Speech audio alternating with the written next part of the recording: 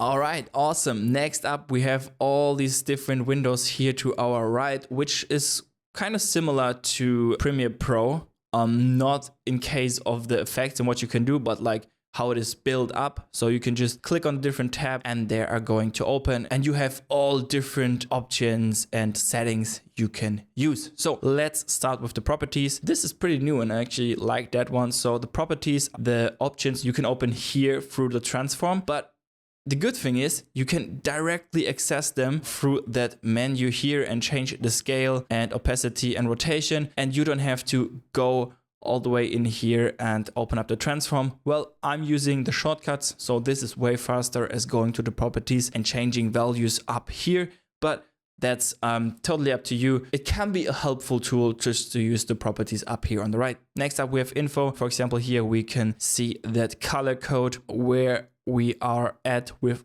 the cursor right at the picture. Next up, we have audio. So when audio is playing, you can check here the audio, and you can also level the audio through the audio tab right here. Next up, we have effect and presets. And this one is really important because here is where all our effects are stored. You can create custom presets. You can go through here and just check all the effects that are available in here. It's pretty cool stuff. Throw on the CC lens. You can play around with pretty cool effects here and just get used to. We are going to explore. So every time we want to apply an effect, we are pretty much going to the effects and presets. But there's one more thing. When we here right at the effects and presets tab, I actually have a faster way and would recommend to download the same free plugin to access the effects and presets even faster. So look at that. I'm just pressing Control and spacebar, and I have that FX console here by Video Copilot. And I now can just put in CC lens, and it's going to be applied to that layer I'm selecting right now. So this is pretty fast, right? Let's say I'm in the edit. I now want to edit the CC lens effect here to that clip. So I'm going up to the right, effects and presets, searching for CC lens, choosing this one and drag it onto my clip. So that's a pretty long process, right? With the FX console extension or plugin for After Effects, you just press Control spacebar and you access your effect, and boom, like in a second you have that effect on. And that's so helpful. It saves you so much time. So please go now to Google and put in Video Copilot FX console, and you enter that page here. This is 100% free and you can download it for both, for Windows and Apple. Just go through the installation, open up After Effects, and you are already using some pro tools. So this is amazing. I love that. You access it so fast. It's same like I'm having that quick access, a spotlight search here on the Mac. It's like having that in After Effects, which I totally love and I use daily. Like this is the go-to plugin I'm always using. And another cool thing, when you are already installing plugins, when you're at the Video Copilot page, just search for Saber and download the plugin Saber. It's also 100% free and I'm using this plugin a lot. So you can create these pretty cool effects here, like he's showcasing. So you can actually outline and use some cool energized energy, neon looks. I use this a lot for fonts as well. And yeah, this plugin we are going to use a lot in the future tutorials, so make sure you install this one as well for your Apple or Windows PC or laptop. So that's it for now for the effects panel. So we are using a lot of effects in the next few tutorials. Next one is libraries, not really important for you. Here we have Align, which is super cool. So let's say I've created text. Let's say we call this MGK. We fill it with white and choose a different font. Oh well, sometimes After Effects, yeah, just shut down. Actually, this didn't happen to me in a long time. Come on, bro, why are you crashing? If you reopen up After Effects again, so you will see this window and After Effects detected a crash in the last session. Yes, and this is just a short explanation. Now you can just continue in your project, or you go to your manage your plugins, reset your references, or start in the save mode, which sometimes can make sense. You can start in the save mode. So it's going to create a new project. I'll show you that. Yes, we are starting in the save mode. Since I didn't save the project, we cannot open a project. But if you have saved your project before, it's going to reopen it. Let's open all panels again and drag this one back in here. And let's go back to the align options and create a new text. So I just created quickly the text. We're going through the characters tab in a second. And now we can align that text, which is pretty cool. So by clicking these align horizontally and align vertically, we can align our text, and I'm using this a lot to nail the middle of the frame, for example. Also, if you have different shapes close together and you want to like align them, or if you want to put it completely to the right side, or you want to position it to the left side, top, down, whatever you want to do, these options are really, really helpful to align shapes, text, or footage in general. So align is pretty cool, and I love this option. Next up, we have character. So here we just created that text. With Command T, we created the text, and now we can Command A, select everything, and here we can change the size. We can change the font to whatever we want. Maybe you have a favorite font. You can just search through the menu here. We can also shift that to outlines just by clicking swap, fill, and stroke. Switch between like having just outlines and a fill text, and here you can actually increase the size of your outlines, but make sure you have the text selected. Otherwise, this won't be affected. So yeah, by going up here with set the stroke width, you can go up with the stroke width. You can also, if you have text underneath, like let's say we have another text here, you can change here different characters and your font. You can also make it like thick and italic. You have all the options here to edit your text. Next up, we have paragraph. So for sure, you might know this option from some programs like Word, but nothing really to worry about. Next up, we have tracker, and we have a lot of tracking options in After Effects, and we are going to use the tracker a lot because like most of my effects, I'm tracking something I really like to track. So to track something, you first need to select a video to track. You see, if I have selected the text, I cannot track the text because there's no data. But now if I select the clip, I have all these different options. So the camera tracker is actually tracking the camera motion. We're not going too deep into tracking now. It's just for you to understand basically the option you have to track in After Effects. The camera tracker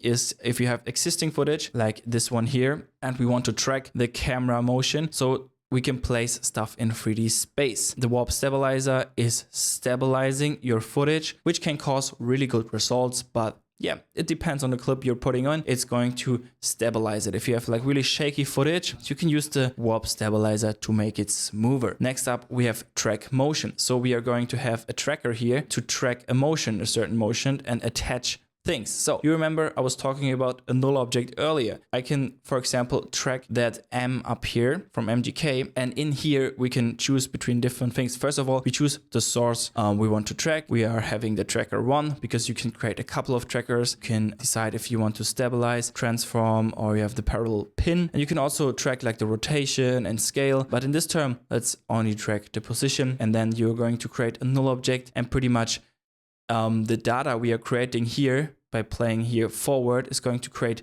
different data and track this point through the clip. If we're scraping through the clip, boom, it's always going to stick here at that point I'm tracking. And now we can edit the target, and let's say we want that information being placed on that null object. Now we're going to apply that to the null object, and now you see it has automatically created the track information, the keyframes for the null object, and you see here the null object sticks to that point we have tracked. Boom, like that, which is super nice. And now we could use this data to attach that text and link it to the null object, to the data here. And now it's going to stay here next to the M, you know? So if we place it here, right at that point, it's going to stick there, but only in position because we have only tracked the position, right? So that's just a quick insight about tracking, especially track motion. And you also have stabilized motion, which is also going to give you a track point, and you can select a really good contrasty area, and then you can stabilize this area, and this area is always going to be in the focus in the middle of your composition. Stabilized motion we're going to use a lot for that hyper smooth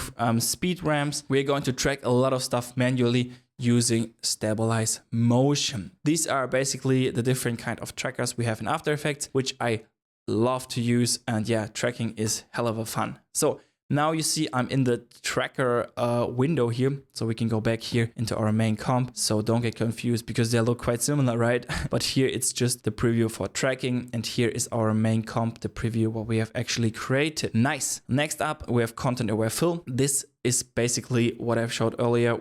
This is basically you can select the area, let's say this area here. When we open up the mask option, pressing M, we can invert that mask, and now you can see here, this is shown as transparent. And we can now say that we want to create something here inside based on the outside reference we have. For example, if you have people at the beach in the background you want to get weird of, or if you're filming a street from above of a drone and you have a couple of cars, you can just select these cars with that mask tool here and use content aware fill to make them just disappear. This can be really helpful and handy to get some parts out of the shot. It's like generative fill for video. Next one is paint. I'm not using paint a lot, nothing we need right now. You have different brushes. I don't really use brushes in After Effects, but you have the option here to pick yours. Motion, sketch, I don't really use this a lot. Smoother, neither. You have also wiggler, but we are not using this one either. And mask interpolation, but this one is also not really important for you. Here on the top, you have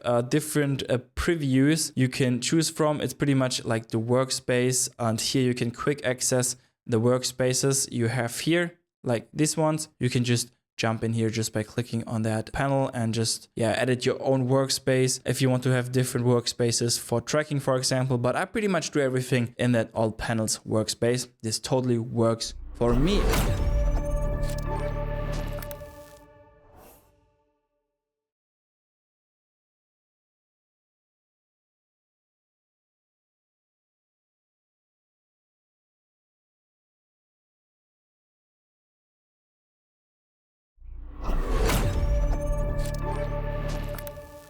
So here at the top left, we can see that home button, which brings us back to create a new project or open a project. And pretty much the same as Premiere Pro. Now, the first tool up here to the left is the selection tool, which I'm working with most of the time, which you can use to move the sliders and pretty much anything like moving the timeline. Next up, we have that hand tool, which pressing spacebar.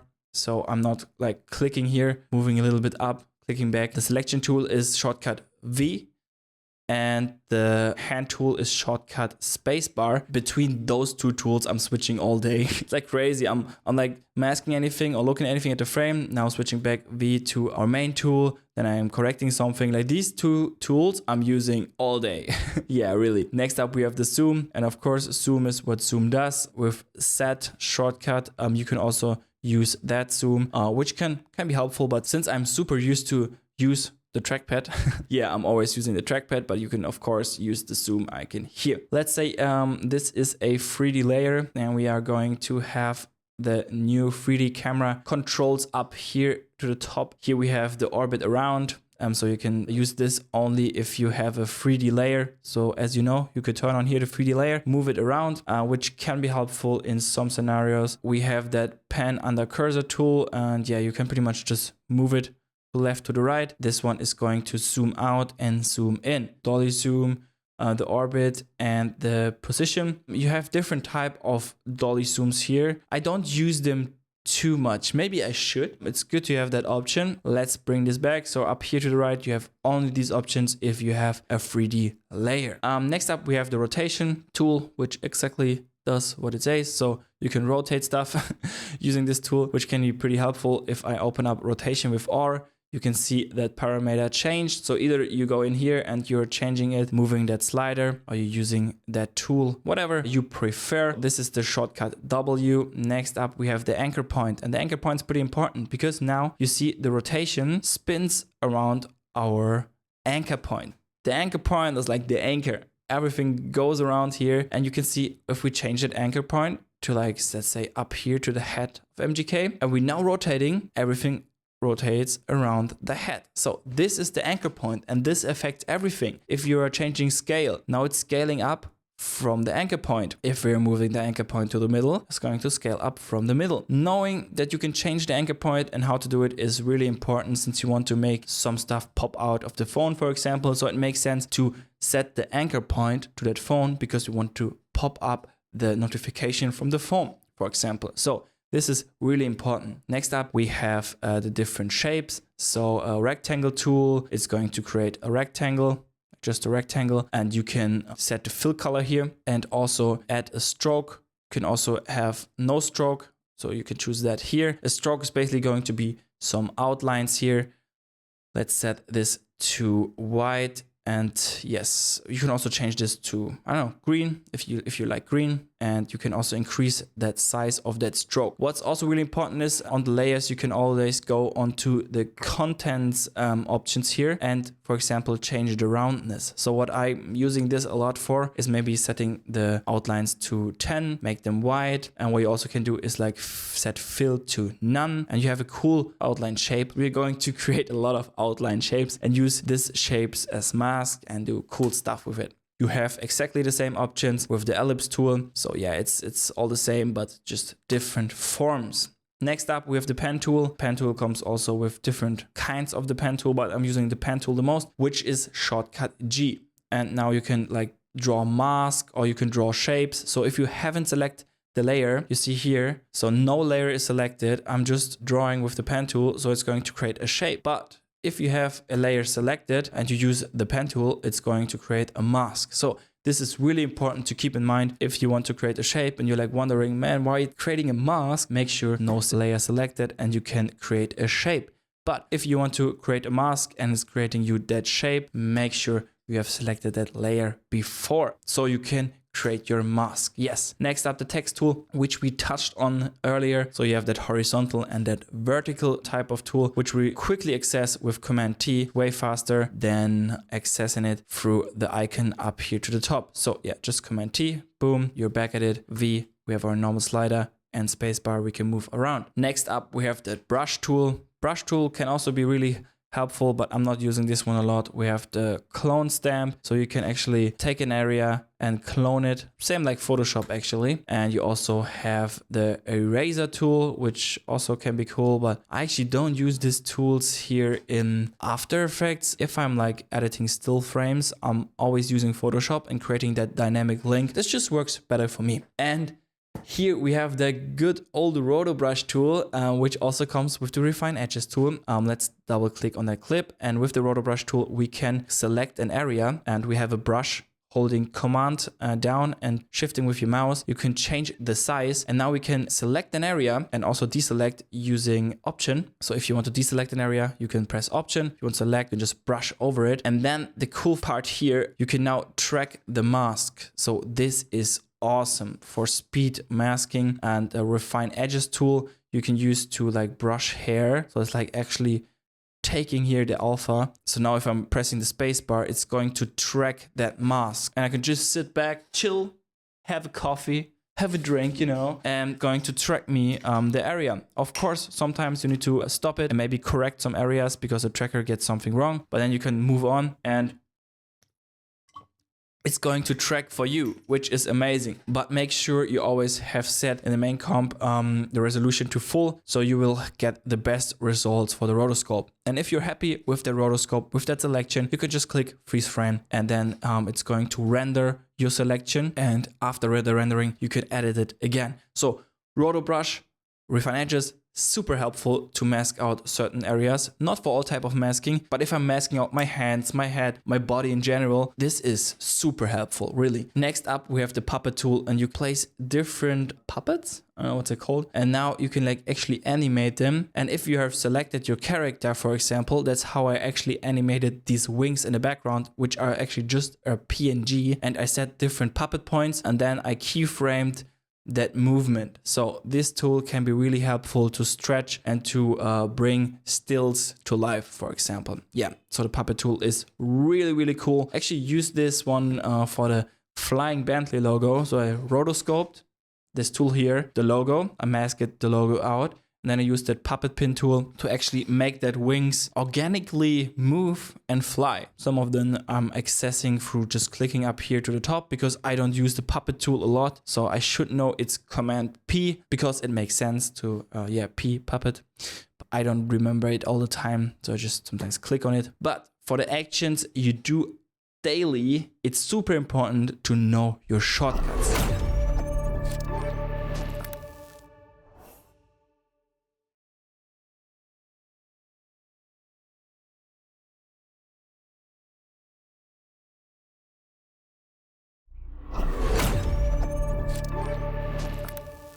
let's open up the keyboard shortcuts first before we go to the other options we have at the top. So just go to Edit and go to Keyboard Shortcuts. This is super similar to Premiere Pro. I want you to download the list we gave you, like the PDF, and really study these keyboard shortcuts. But if you forgot something or you don't have the list here, you can go in here, just go to Edit and open up the keyboard shortcuts, and you can check what the keys does. And you can also create your own keyboard shortcuts, which I did, and I have created a cool list which you can download. You can also download the preset. You will get this file, a zip file, and you can just unzip it and you will get this text file. And this text file pretty much allows you to have exact the same keyboard shortcuts as I have, which I think are the best options to work fast and efficient in After Effects. So let's import these keyboard shortcuts to your machine. First of all, you have to go to your settings and open up Startup and Repair. And in here, you will find that option Reveal Preferences in Finder. You get directly to that folder where we need to drop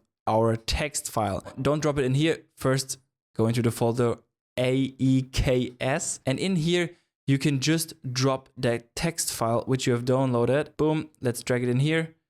That one wants to be in here. Come on, bro. This one goes in here. I have all this file in my folder. So as soon as you've dragged it in here, we can now go back into the keyboard shortcuts. And now you should see that option, version 2 After Effects Keyano Visuals keyboard text file.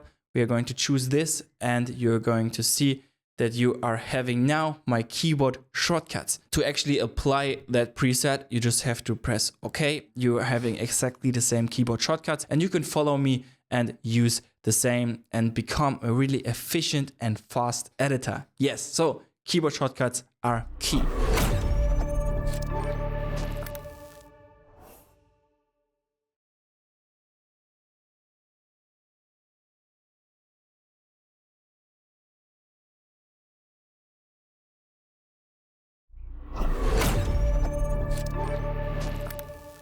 Let's move on. Here at the top, you have, here you can check your After Effects version and the use of the RAM, but not too important.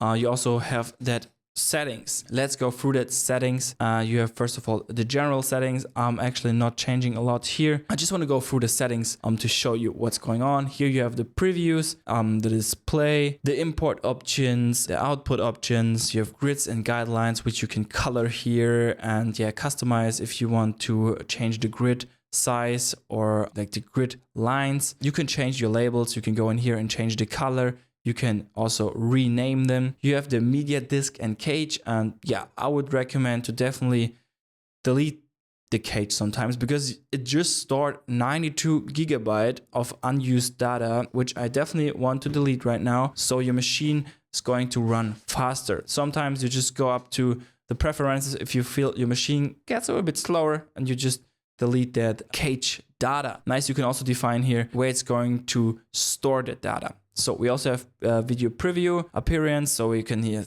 change the brightness here of your program. If you're like walking outside, you probably want to go up to light, and you can change here how glowy you want it and like how big and how dark the outlines should be. You have different options for new projects. You can also set your autosaves. Mine is saving every 20 minutes. Maybe I should set this to 10 because usually it's not crashing, but like in this preview right now in that video of showing After Effects, it's crashing with just like one file and the text layer, which is crazy. So I should probably set it to 10. So autosave means it's automatically saving every 10 minutes. You have memory and performance. Usually I'm setting reserved for other applications to 6 gigabyte. I have 32 gigabyte in total. And this is like a good way for me to store this here. And I think 6 gigabyte I definitely need for programs running in the background. So because if you give After Effects all of your RAM, is nothing left for all the programs running in the background, and so they can manage working. And if they not working well, your whole PC is going to slow down, which you definitely don't want. So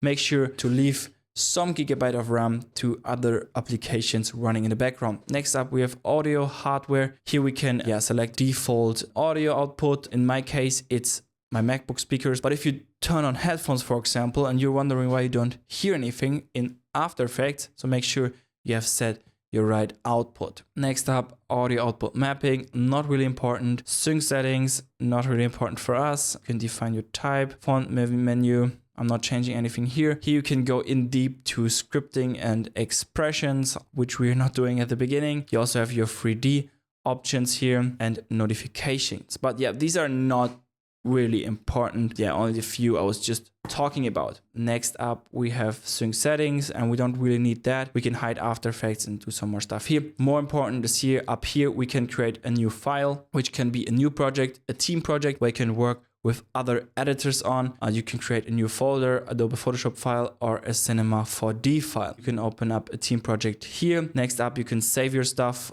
your project, as different files. But when I'm saving my project, I usually just go with Shift-Command-S, which is the shortcut, and I can directly go to the folder and save it, which saves me definitely more time than going up here to the menu. Nice. Otherwise, you can create proxies here. This can be important sometimes, and you can open up the project settings to check your settings. I'm not doing a lot here in the project settings. These are totally fine if you set them right from the beginning, as we already did. Next up, we have composition. Here we can create a new composition. Another option, the shortcut is Command N, which can save you a lot of time. So here you can just press Command N and you're good to go, and you create a new composition instead of clicking here. Yes, so this can also save a lot of time because we are going to create a lot of compositions, guys. Make sure if you want to change something in your composition, you are actually selecting the composition window first. Now we can go up to composition and change the composition settings. For example, maybe we are now want to change the composition size to a 1:1 ratio.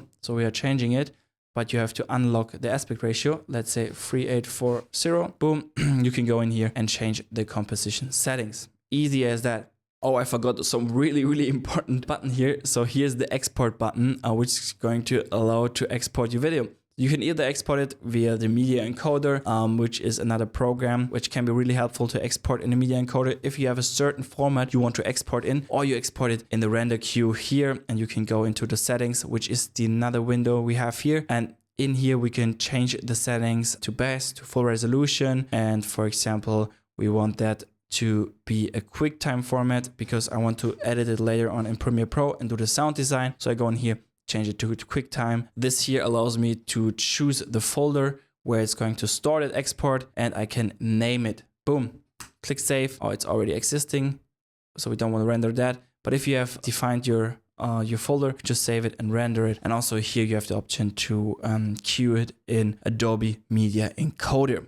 But yeah, sometimes I'm using the Media Encoder, sometimes I'm rendering right in After Effects. This is for a different video. It's just really important that you know you have that render queue window here at the bottom. Okay, next up here, composition. It's not too much going on. And one thing I really like to use is save frame as. So you can save the frame here, like the screenshot we took earlier, as a Photoshop file, which has pretty good quality then. And you can actually work with it in Photoshop. So this is really important to know that you can save your frame here as a Photoshop layer. Using this one a lot. Next up, if we have a layer selected, you can go up to layer and also create a new layer. So you don't have to select one layer. You can go up to layer and create, let's say, new text, solid, camera, everything you can create also by clicking here right on new. Pretty much exactly the same. If you have that layer selected, you have some more options, but it's pretty much exactly the same options as you have here. You also have the time option, which I didn't cover earlier, I think. So you can here enable time remapping, which is basically allowing you to speed up your clip. So if you bring your keyframes closer together, this is how we are going to create speed ramps, but it's like a little bit in deep now. But you can also go just up here for layer and find all the informations and options up here. Another thing which is pretty cool, you can auto trace here and also pre-compose. Auto tracing is nice if you have like a PNG and you want to automatically mask it, then you're going to auto trace it. Next up, you have effect, and here you pretty much just find all the effects we also previewed here in the effects control. But like this takes too much time. If you want to browse it, I think it makes sense to go up here and just have a look through the effects, but you need to select the layer first and then go to effects, and you can like explore what effects you have installed and what you could use. But if you have a specific effect in mind you want to work with, just use the FX console, type in your effect, boom, you're ready to go. Next up, we have animations. I'm not using the animation tab a lot. Track the camera, use Mocha, but warp stabilize. But I usually just use the FX console, or if I want to track something, I go here into the tracker window and choose the track option I want to use. Next up, we have view. And here we can set the resolution, for example. I think it's quicker just to access it through here. And what's also really important is that you can show the layer controls here, because this is really important. Now I have unchecked it and I don't see any layer controls, and I don't see what I've selected, especially if I have a 3D layer. I don't see anything going on. And if you are activating the layer controls, now you have that options to like move and spin around your 3D object. Also, if you have 3D tracked something, for example, and you don't see any trackers, that's because your layer controls are off. So this is really important to know that you can direct your layer controls through here. That's the only thing I'm using right now here in that option view. Next up, we have window, and window controls the workspaces, which I showed you earlier, which you can also access here. So make sure you are in your right workspace, or you can customize your workspace. You can move stuff, guys. It's like completely free. You can just move everything where you want it to be. And if you messed it up and you're like, man, I don't know how I get things back, just choose the default option here or reset all panels to saved layout and you're good to go. Don't worry, no headaches, you can just fix it like that. Yes, next up, if you don't see any window. I was talking about the effects control, effect and presets, and you're like, man, Keanu, I don't see any effects here. Like, what are you talking about? No worries, just go up to window, and here you can check effect and presets. Boom, it's going to appear. So easy as that, you can just activate and deactivate different windows here and access them through that window panel. If you don't see the tracker, Keanu, where's the tracker? Just activate it here and you're good to go. Boom. So window is pretty helpful. You can also access different plugins and scripts for that. For example, here you can see the FX console is listed here, but the TrueComp Duplicator is another script. If you really want to start After Effects, I'm definitely gonna recommend you this plugin. So it's gonna cost you 25 bucks, but you can even put in your own price, but it's definitely worth 25 bucks. And it's actually super cool, extension or plugin to duplicate comps. For example, if I want to duplicate this one 9 times, just put it in here. It's going to duplicate me these comps. And the cool thing here is it's going to duplicate everything inside that comp. So I can just like edit these comps by themselves without changing the other comps. But that's pretty deep into After Effects. And just recommending this tool. You're going to see in the tutorials why I'm actually recommending this.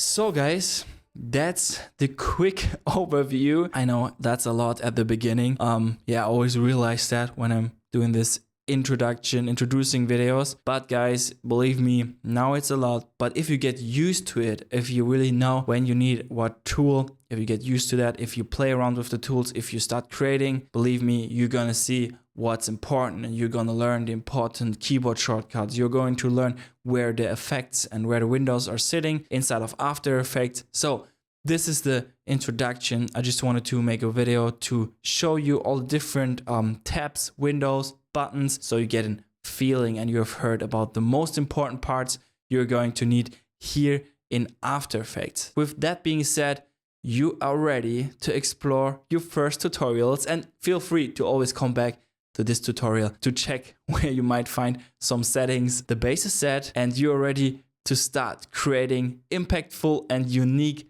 visuals. And I'm going to see you in the next tutorial.